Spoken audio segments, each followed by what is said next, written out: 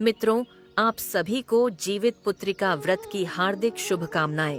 आज हम आपको जीवित पुत्रिका व्रत की अत्यंत महत्वपूर्ण और मार्मिक कथा सुनाने वाले हैं। जो भी माताएं और बहनें यह व्रत करती हैं, उन्हें इस कथा को अवश्य सुनना चाहिए, क्योंकि ऐसा माना जाता है कि इस कथा को सुनने से पुत्रों की आयु लंबी होती है। इस व्रत के करने मात्र से पुत्र पर आने वाले संकट दूर हो जाते हैं और सुंदर पुत्र रत्न की प्राप्ति होती है। साथ ही जत भगवान और ज्योतिया माता हर मनोकामना पूरी करते हैं। आज हम जितिया या जीवित पुत्रिका व्रत पर सुनी जाने वाली वही पावन कथा सुनेंगे, जिसे सुनना अनिवार्य माना गया है। जीवित पुत्रिका व्रत अश्विन मास के कृष्ण पक्ष में रखा जाता है। सप्तमी के दिन नहाय खाए से यह व्रत प्रारंभ होता है और नवमी के दिन जिया का पारण किया जाता है। यह व्रत पूरे वर्ष किए जाने वाले व्रतों में सबसे महत्वपूर्ण माना जाता है, क्योंकि इसका उद्देश्य पुत्रों की आयु वृद्धि और उन पर आने वाले संकटों का नाश करना है। मान्यता है कि जो भी इस व्रत को सच्चे मन और पवित्रता से पालन करता है, उसके बच्चों और परिवार पर आने वाले सभी संकट दूर हो जाते हैं।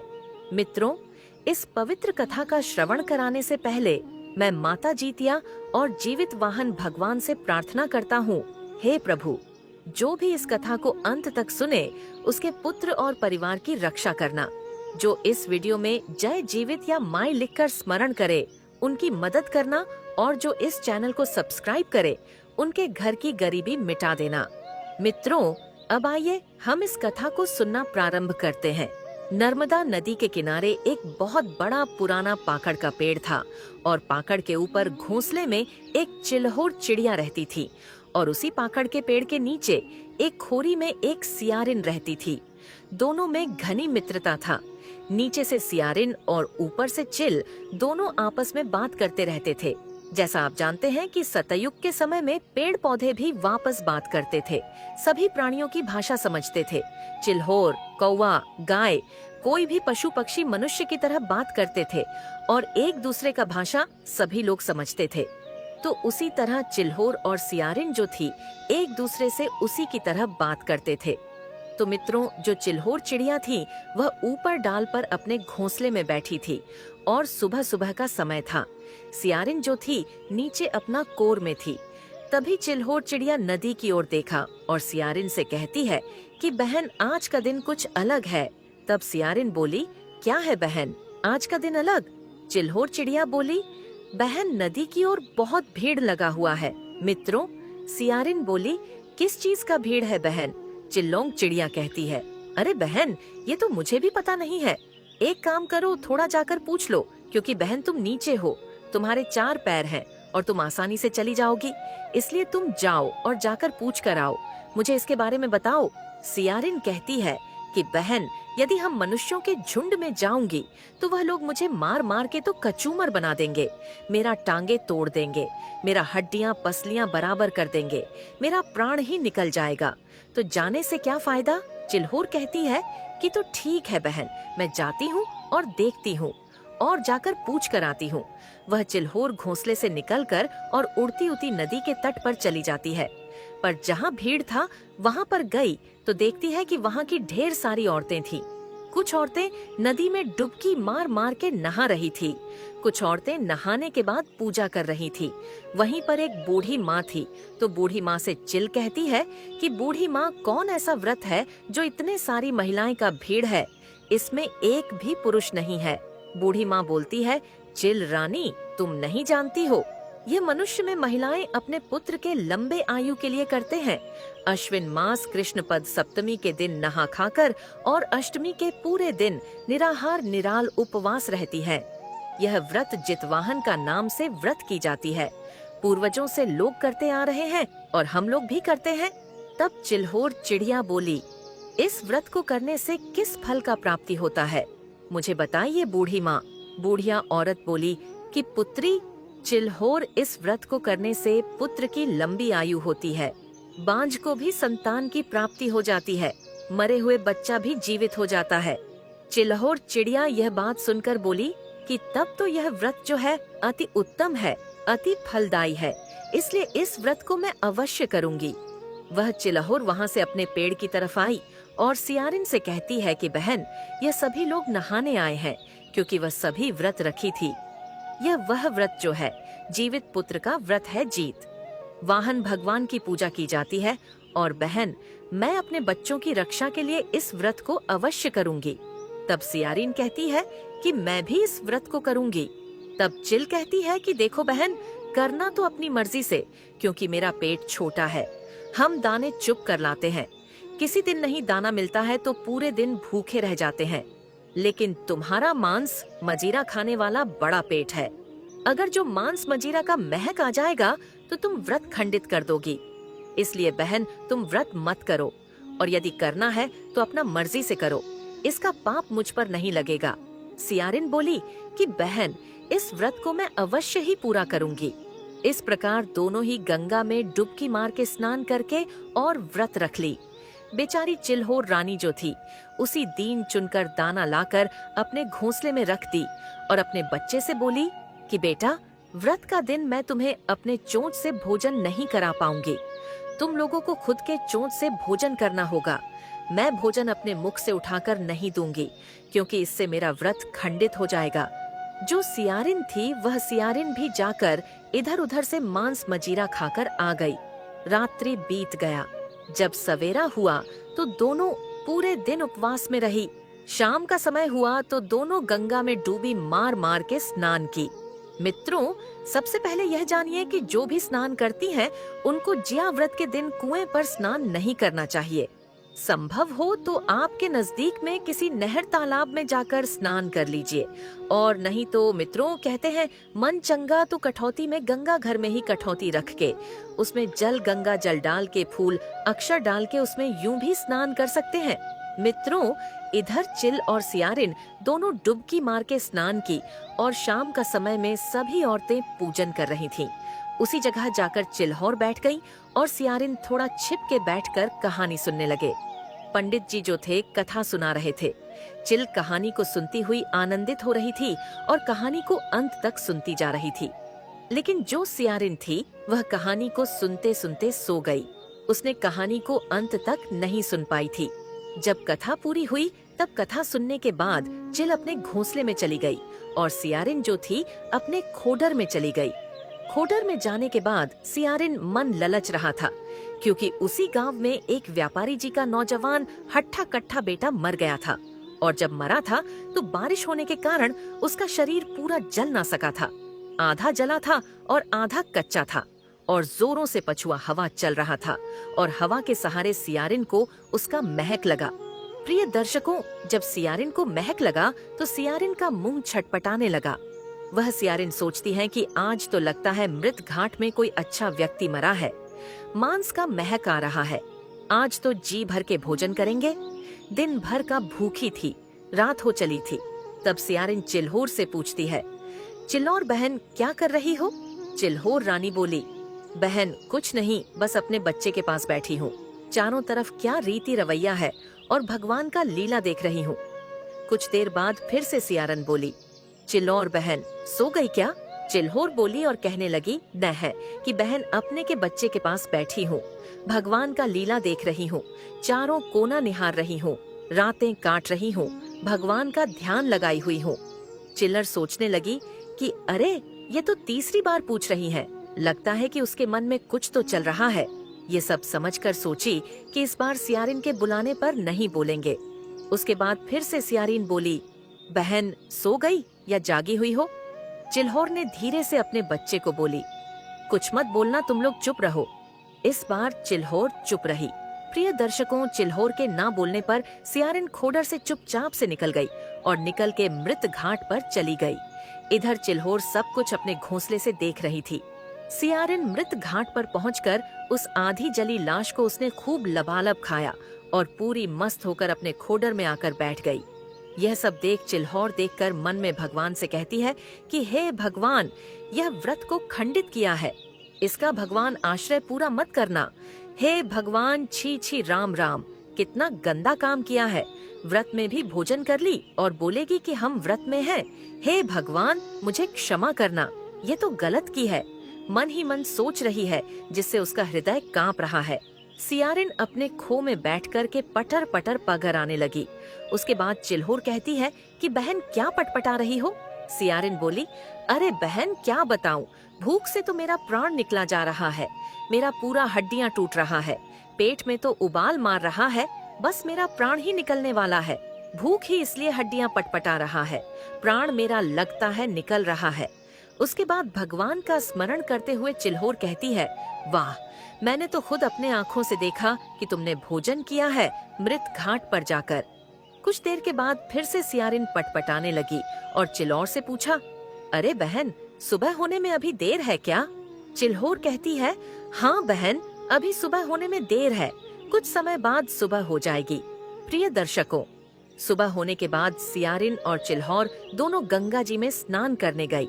सियारिन ने स्नान करने के बाद मृत घाट पर गई और बची खुची मांस जाकर भोजन कर ली, और चिल्होर ने स्नान करके और सुबह में जो गंगा के किनारे महिलाएं व्रत रखी हुई नहाने के बाद वह व्रत कथा को सुन रही थी, वही चिल्होर बैठकर कथा को सुनकर अपना व्रत को संपन्न करने के लिए पूर्ण नियम अनुसार एक गवाले के गौशाला में गई और गौशाला में जाकर गवाला से दूध मांगी।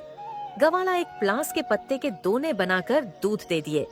चिल्होर दूध से अपना व्रत खोली और उसके बाद ली गई उसी गंगा के तट पर लोग प्रसादी चढ़ाए थे। वो बचा खुचा कुछ वहाँ पर गिरा हुआ था, तो चिल्होर प्रसाद अपने चोंच में लेकर घर आई और बच्चों को बोली, आओ बच्चों, तुम्हारे और अपने लिए भोजन लाई हूँ, खा लो। उनको भोजन खिलाती है और आराम करती है। प्रिय मित्रों, उसके बाद समय बीतते बीतते कई वर्ष बीत गया। इसी प्रकार जब जब जीतिया का व्रत आता, चिल्होर और सियारिन दोनों व्रत रखती और हर बार चिल्होर अपने व्रत को बार बार सही नियम और विधि विधान से करती, और वहीं सियारिन व्रत रखने के बाद हर बार तोड़ देती, खंडित कर देती थी। ऐसे ही समय बीतने पर चिल्होर कहती है कि बहन, अब मेरा अंतिम समय आ गया है, मैं अपने प्राण को त्याग करने के लिए गंगा में डुबकी लगाऊंगी। तब सियारिन कहती है कि मैं भी अपने प्राण को त्यागने के लिए गंगा में डुबकी लगाऊंगी। सियारिन जब गंगा में कूदने लगी तो कहती है कि हे गंगा माता, अपने शरीर को इस जल में त्याग कर रही हूँ, लेकिन मेरा जन्म एक राजघराने में देना, एक बड़े व्यापारी के यहाँ देना, और ब्याह मेरा राजघराने में हो और मैं राजा की पत्नी बनूं। तब चिल्होर कहती है कि हे गंगा माता, मैं अपने शरीर को त्याग कर रही हूँ, लेकिन मेरा जन्म एक व्यापारी के यहाँ देना और मेरा ब्याह एक मंत्री के साथ हो। इस प्रकार से दोनों की मृत्यु हो गया।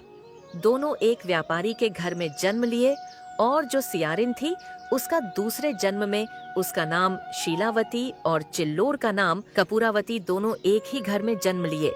जो शीलावती थी वह बड़ी थी और कपूरावती जो थी वह छोटी थी, और अब दोनों बढ़ने लगी, दोनों बड़ा होने। पर जो उन दोनों के पिता अपने बेटियों के ब्याह के लिए वर ढूंढने लगे। ढूंढते ढूंढते राजा के घर गए। राजा का एक बेटा था, उससे ब्याह शीलावती का तय हो गया और कपूरावती का ब्याह मंत्री के बेटे से तय हो गया। दोनों का ब्याह हो गया। दोनों फिर से एक ही जगह चली गई। एक राजा की पत्नी और एक मंत्री की पत्नी दोनों अपने ससुराल में रहने लगी। शीलावती और कपूरावती रहते रहते एक दिन कपूरावती ने एक बच्चे को जन्म दिया और शीलावती ने भी एक संतान को जन्म दिया, जिसकी मृत्यु हो गई। कपूरावती का संतान जीवित रहा। इसी प्रकार से कपूरावती ने 7 संतानें को जन्म दिया, जो सभी जीवित रहे, लेकिन शीलावती ने भी 7 संतानों को जन्म दिया, लेकिन इसके सभी संतानों की मृत्यु हो जाती। जब शीलावती के संतानों की मृत्यु हो जाती तो वह बहुत दुखी होती और सोचती कि कपूरावती के बच्चे जीवित क्यों रहते हैं और मेरे मर जाते हैं। यह सब सोच सच के जलने लगी कपूरावती से, और उसने उसके 7 पुत्रों को मारने के लिए साजिश किया और अपने सिपाहियों को बुलाया और उनसे कहा, सिपाहियों, जो कपूरावती के 7 पुत्रों के शर को काट दो। इस प्रकार से कपूरवावती के पुत्रों के सर सिपाहियों से कहकर कटवा दिया, लेकिन कपूरवती जिया का व्रत की थी। जीवित भगवान की कृपा से उसके 7 पुत्र जीवित हो गए, एक भी नहीं मरे। शाम को सर कटवाई तो सवेरे बेटा घर चले आए। कई बार ऐसा कोशिश की, लेकिन उसकी कोशिश भी कामयाब नहीं हुआ। उसका पुत्र मरकर भी जीवित हो जाते थे। धीरे धीरे समय बीत रहा था। एक दिन का बात है कि शीलावती पूरा तरह से हरनाथ धरना ले ली और जाकर कोप कक्ष में सो गई। जब कोप कक्ष में सो गई तो राजा गए और कहने लगे कि रानी क्या हुआ और क्यों आप इतना क्रोध में है। शीलावती कहती है कि हे राजन, मेरा एक कहना मानिए, नहीं तो हम अपना प्राण को त्याग दूंगी। राजा कहते हैं कि आप कहिए क्या हुआ, मैं वचन देता हूँ आपकी कही हर एक बात पूरी होगी।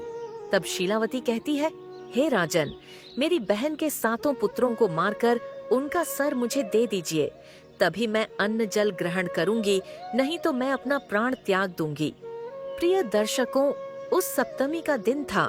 राजा कहते हैं कि हे भगवान, एक तो तुम खुद अपने बच्चे का जन्म देती हो और वह मरा हुआ पैदा होते हैं, और तू दूसरे का बच्चे के लिए इतना निर्दयी बन गई हो। ऐसा पाप हम नहीं करेंगे, भले मेरा वचन ही क्यों न झूठा हो जाए, लेकिन मुझसे यह पाप नहीं होगा।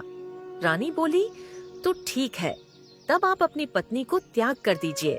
यह बात सुनकर राजा का दिल दहल गया और अपने शेर सेना सहित मंत्री के 7 पुत्रों को घुमाने के लिए वन में लेकर चले गए और वन में ही मंत्री का 7 बेटे को मार डाले और पत्ते से उनका शरीर को छिपा दिए और उसका गर्दन, सर को लेकर और एक बोरी में बंद करके रानी को दे दिए, जो शीलावती व 7 सरों को पिटारी में बंद कर दी और अलग अलग मोहरे बनाकर उसे अपने सिपाहियों से कपूरावती के पास भेज दिया। कपूरावती कहती है कि भाई मेरे घर में जाकर रख दो। कपूरावती उसको हाथ नहीं लगाई। सप्तमी का दिन था, उस दिन उसका उपवास था, रात्रि हो चुका था। उसके बेटे घर लौटकर नहीं आए। उसने बहुत इंतजार की। अष्टमी का दिन भी बीत गया। अष्टमी के दिन बेचारी उपवास रह गई। उस दिन भी इंतजार की, लेकिन उसके बेटे भी नहीं आए। कपूरावती बार बार सोच रही थी, अपने बेटों के बारे में बहुत रोती चिंता करती, विलाप करती है।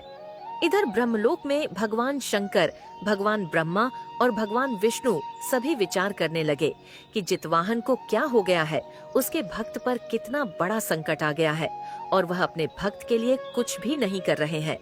यदि यह एल संकट आज नहीं टला और यदि उसके पुत्र जीवित नहीं हुए तो क्या कोई माँ और भक्त व्रत रखेगी? यह तो अनर्थ हो जाएगा। तब तीनों ही भगवान जीतवाहन के पास जाते हैं। जीतवाहन ध्यान पर थे। उन तीनों परमेश्वर ने उनका ध्यान से जगाया और कहा, देखिए पृथ्वी पर आपके भक्त के साथ क्या हो रहा है। तुम्हारे भक्त के साथ अन्याय हो रहा है। जितवाहन तुरंत चले गए। शीलावती के घर, उसके घर जाकर उसके संदूक में भरे हुए 7 सर को ले आए और वन में ले जाकर उसे जोड़कर और अमृत जल छिड़क दिए। 7 पुत्र जीवित हो गया और 7 पुत्र को जीवित हो जाने के बाद वह सभी पुत्रों को घोड़े पर सवार करके कपूरावती के घर भगवान जीतवाहन स्वयं पहुंचा दिए। कपूरावती बहुत चिंतित थी कि अरे रात्रि बीत गया है, मेरे बेटे अभी तक नहीं आए। तभी उसके पुत्रों ने दरवाजा को ठोका खोलने के लिए। वह भागती दौड़ती दरवाजे के पास आई और दरवाजा खोली। जब दरवाजा खोली तो सभी बेटे पर नजर पड़ा। तब उसके बेटों ने अपनी माता को सारा हाल बताया कि हमें राजा साहब वन में ही छोड़ दिए थे और वह लौटकर चले आए थे। ये सब सुनकर कपूरावती कुछ नहीं बोली, अपने पुत्रों को घर में लेकर चली गई। सुबह हुआ तो सुबह प्रातःकाल में ही स्नान की। स्नान करके अपने पुत्रों को भी स्नान करवाई और पूजन के समय कपूरावती भगवान झूठवाहन का पूजा की। पूजा करके और मन ही मन सोचती है कि मेरी बहन ने मेरे लिए क्या भेजी है, जरा देखते हैं। जब संदूक को खोलकर देखी तो उसके बच्चों का सर, सोने का गहने, हीरे जवाहरात में सब बदल गया था। बेचारी अपना हीरा जब के गहना पहन के और पूरा तन को जड़ ली। बड़े बड़े सोना चांदी थे, हीरे का हार था, उसके बेटे के लिए सोने का कड़ा था और यह सब झूठवाहन भगवान का कृपा है। वहाँ से रानी चुपचाप चली गई और घर आकर एक चिट्ठी लिखी। चिट्ठी लिखकर और सिपाही को, और हे सिपाही, यह चिट्ठी ले जाकर मंत्री जी को दे देना। सैनिक ने वह चिट्ठी ली और ले जाकर मंत्री जी को दे दिया। मंत्री चिट्ठी पढ़कर बोले कि ठीक है। मंत्री जी घर आए और अपनी पत्नी से बोले कि रानी, आपको महारानी ने आपको बुलावा भेजा है और तुमको ले जाने के लिए रथ और घोड़े आए हैं। तब मंत्री की पत्नी बोली, हे महाराज, मैं रथ और घोड़े से नहीं जाऊंगी। हम ठहरे, एक मंत्री की पत्नी राजा की पत्नी थोड़ी हूँ, मैं पैदल ही चली जाऊंगी और जाकर उसे बोल दीजिए। गांव के पश्चिम में नदी के तट पर एक पीपल का पेड़ है। उसी पीपल के पेड़ के पास आ जाए और मैं भी उसी पीपल के पेड़ के पास बैठकर उसका इंतजार करूंगी। मंत्री की पत्नी अपने घर से जाकर पीपल के वृक्ष के पास बैठ गई। रानी भी उसी जगह पर गई। रानी कपूरवती से क्षमा मांगते हुए कहती है कि बहन, कौन सा व्रत करती हो जो तुम्हारा पुत्र जीवित रह जाता है और मेरा पुत्र मर जाता है। मैंने अपने ही हाथों से तुम्हारे संतानों को कई बार मारा, लेकिन तुम्हारे पुत्र मरकर भी जीवित हो जाते हैं। कौन सा व्रत करती हो, मुझे भी बताओ, और कौन सा व्रत किया है। उस व्रत की कृपा से यह सब होता है। तब कपूरावती कहती है कि बहन, अपने पूर्व जन्मों को याद करो। तुम एक सियारिन थी और मैं चिल्होर थी। बहन, चलो मेरे साथ। और उसे पकड़कर नर्मदा नदी के किनारे उसी पाक अद्याज का पेड़ था, उसी पास देखो, इस पर मेरा घोंसला था और नीचे तू रहती थी। हम दोनों गंगा में समाधि लिए थे और अपने प्राण को त्याग दिया था। और मैंने बोला था कि पूर्व जन्म मुझे याद रहे, और तुम बोली थी कि हे भगवान, मैं राजा की पत्नी बनूं। मैंने बोला था कि मंत्री का पत्नी बनूं। तो बहन, तुम्हारा बच्चा इसलिए मर जाता है कि तूने व्रत खंडित की थी। हमने दोनों व्रत किया था। तू मांस खा ली थी और मैं पूरे दिन और पूरा रात निराहार रही थी। इसी कारण तुम्हें यह दंड मिला है। बहन, जो भी यह व्रत सच्चे मन से, सच्चे हृदय से करते हैं, उनका पुत्र का लंबा आयु हो जाती है, घर में धन की वृद्धि होती है, सुख शांति मिलती है। लेकिन बहन, तूने एक व्रत खंडित की थी। हाथ जोड़कर विनती करके बहन कहती है, हे बहन, हम भी इस व्रत को करेंगे, मुझे विधि बता दो। बोली कि देखो बहन, हम कुश का कीर्ति बनाते हैं, जित वाहन और फल हरिया रखते हैं और उसी का पूजा करते हैं, और पूरे दिन और पूरा रात निराहार निराजल रहते हैं, एक खैर भी नहीं खोते हैं, दत्तवन भी नहीं करते हैं। इसीलिए मेरे पुत्रों का आयु लंबा है और मेरा पुत्र मरकर भी जीवित हो जाते हैं। बोले, ठीक है बहन, हम भी व्रत करूंगी। धीरे धीरे समय बीतने पर फिर से अश्विन मास आया।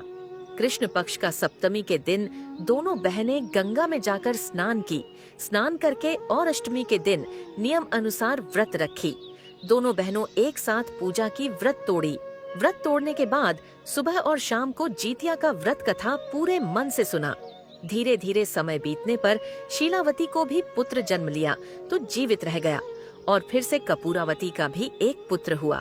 धीरे धीरे शीलावती को 2 पुत्र हो गए और सब जीवित रह गए, और कपूरावती को एक ही पुत्र फिर से हुआ तो दोनों बहनों को पुत्र जो था जीवित रहने लगा। कपूरावती को 8 पुत्र और शीलावती को 2 पुत्र, और सब जीवित रह गए।